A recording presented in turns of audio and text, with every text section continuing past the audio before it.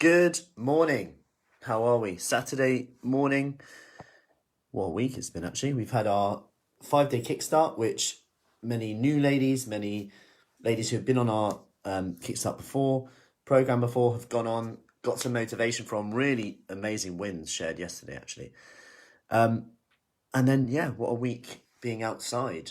Bit changed today, but with our outside sessions as well as our home workout, so that's been cool. We have our Kickstart program starting, our 28-day Kickstart starting on Monday. So if you do want to join us on that, do let me know. I can get you the details. So, question I had though a few times this week was about diet drinks. Are diet drinks okay? Had one question about drinking squash, sugar-free squash. And I just want to say that I almost wish that what I was about to say wasn't the case. But despite what you read online a lot of the time and stuff like that, the research is quite clear here, and there's a lot of myths around sweeteners. And I just want to go over what the science says rather than my opinion. So you might hear a lot about, aspartame, things like that, aspartame causing cancer and all sorts. Now, consider that there was probably one study that indicated this. Now, you've got to consider that when asked to share their data, they didn't do it, which, again, you go, okay, that's a bit interesting.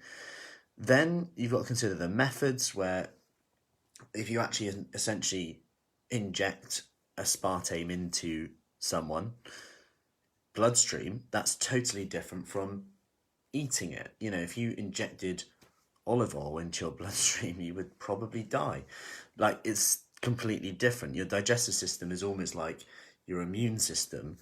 It's getting the nutrients to where it needs to be. Now, you might hear like aspartame or sweeteners contain methanol, and this is actually true. And you might go, wow, that's amazing. But when you look at the facts, okay, one serving of tomato juice, so whether that's chopped tomatoes or tomato juice or whatever, contains 4 to 6 times more methanol than the same amount of Diet Coke. So tomato juice contains more methanol than Diet Coke, which you'd go, oh, okay, well, maybe it's not that bad actually anyway. And again, like, the devil is in the dose. Like, even vegetables contain small amounts, like, beans, tomatoes, then aspartame as well. But it seems like we want to blame something. Now, some people say, what about, does it spike your blood sugar levels? Now, I want you to consider that to squash this myth that artificial sweeteners spike your blood sugar levels, ask someone with type 1 diabetes or someone with type 2 diabetes who takes medication that stimulates their pancreas and insulin production. And if they have a hypo, ask them if they would ever have a Diet Coke to bring their sugars back up and essentially save their life. And the answer would be no, because it doesn't increase their sugar levels like having sugar does. So that's always a good thing to do, no matter what you hear with that. Now, in one study, they also looked at appetite. Does it make you hungrier? Now, yeah, I'm not saying for you it might. It generally might. But they gave 18 to 60-year-olds 1 gram of aspartame a day, which is the equivalent of 6 cans of Diet Coke a day for 12 weeks. I know, horrendous.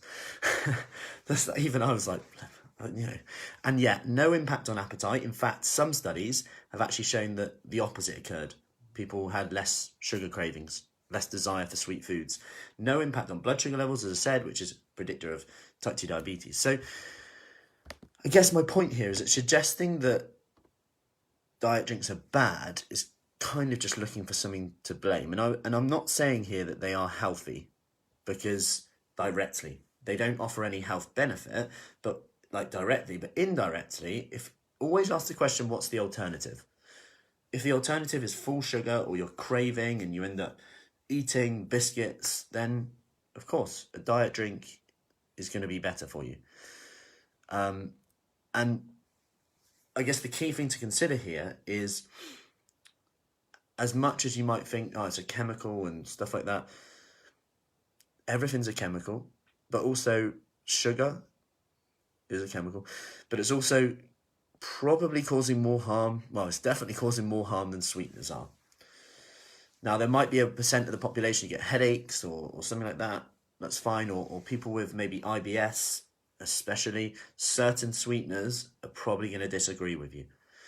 They're going to probably promote a trigger for IBS because a lot of sweeteners are actually fermentable.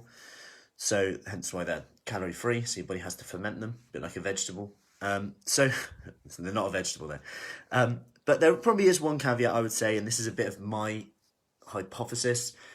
And I know a few other people in the field kind of look at this. I think, yeah, maybe is giving sweeteners to kids like toddler age. I mean, I kind of am a bit like, because sweeteners are so sweet, is that at a stage where they're still learning kind of the taste buds, and because they're not aware of why they would have a sweetener, they just look at food as food. I wonder if that would be an issue in terms of their development to and sensitivity to sweet. So you have a sweetener and have a carrot. You know, we know the difference, and we might not have them in that order, but kids might be a bit different in terms of their development. Maybe. But I'm digging now. I'm digging to try and find something negative. But my point is, if it helps you lose, you know, if you make a simple swap, let's say you swapped a full fat, full sugar Coke for a Diet Coke, and you made that change and that was 100 calories a day, that might be the difference of £1 every 5 weeks. Then all of a sudden over the year, you've lost 10 pounds from a simple swap. Or, like opposite, you haven't put on 10 pounds over the year. Then you look at that over 5 years, 50 pounds. That's a prime example of small habits, compound effect. Good morning, Kim. How are you? So, any questions, do let me know. Hope that helps, and have a great day. Take care.